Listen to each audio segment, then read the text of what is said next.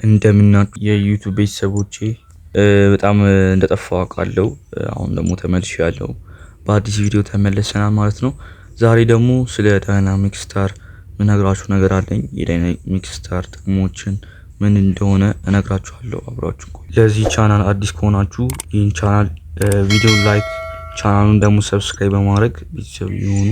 ወደ ቪዲዮ እንገባለን። እሺ ዳይናሚክ ስታር በጣም ለየት ብሎ ነው የመጣው።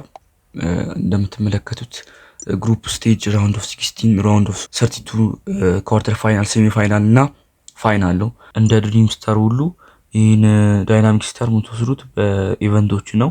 ከላይ እንደምትመለከቱት ወደ ጥቅሞቹ ስንገባ ደግሞ ከላይ እንደምትመለከቱት ሁሉም 40 ተጫዋቾች ሙሉ በሙሉ ማለት ይቻላል 82 ናቸው።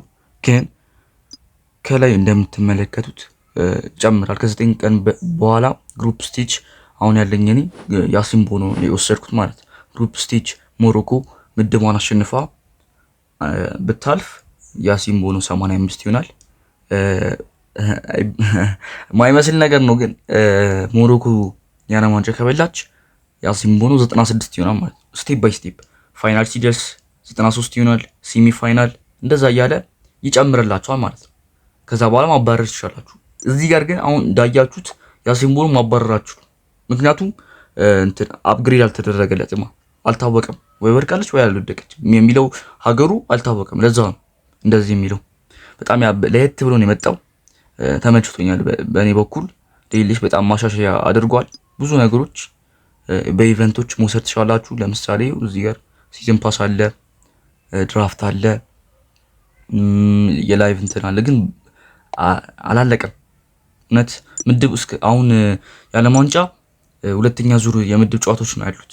ሶስተኛ ቀጣይ ሳምንት ይሆናል። ከዛ በኋላ ነው የሚያልቀው። ጊዜው አልረፈደም። ቶሎ ብላችሁ ውሰዱና አፕግሬድ አድርጉ ተጫዋቾቹን። በጣም ብዙ መውሰድ ትችላላችሁ። ብዙ ኢቨንቶች ስላሉ ማለት ግን አሁን የሚቀሩ 6 ብቻ ስለሆነ ነው በደንብ መጫወት አለባችሁ። በሲዝን ፓስ 2 መውሰድ ትችላላችሁ። በአጠቃላይ 2 ሲዝን ፓስ ነው ያለው። እንደዛ ማለት ደግሞ 4 ዳይናሚክ ስታር መውሰድ ትችላላችሁ። እኔ ግን ስላልተመቸኝ አንድ ብቻ ነው የወሰድኩት። አሁን ደግሞ ወይ ነገ ወይ ዛሬ ወስዳለሁ። ይመቻችሁ። ይህን ቻናል ላይክ፣ ሼር፣ ሰብስክራይብ ማድረግ እንዳይረሳ። ይመቻችሁ።